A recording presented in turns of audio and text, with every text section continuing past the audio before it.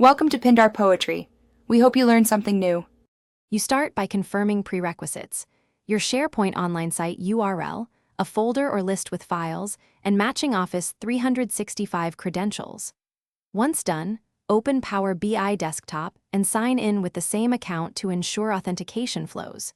Next, choose the correct connector: SharePoint folder for files, SharePoint Online list for structured rows, because the connector defines how data will be shaped and refreshed. Make sure you have at least read access.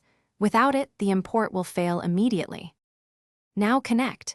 In Power BI, choose Get Data, pick SharePoint folder or SharePoint Online list, and paste the site URL, not a deep file path, then authenticate with your organizational account. Once connected, open Power Query to preview files or rows.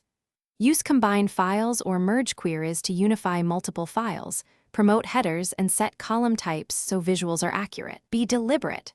Removing unnecessary columns and applying filters reduces model size and speeds refreshes. Finish by publishing the report to your Power BI service workspace in the same tenant. This preserves authentication.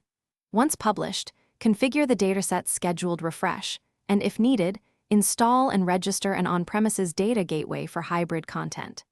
If refresh fails, re-enter credentials in dataset settings and verify the account still has access to the SharePoint site.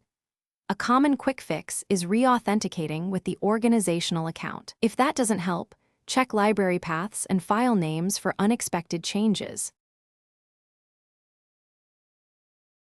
Thanks for watching. Consider subscribing if we helped you.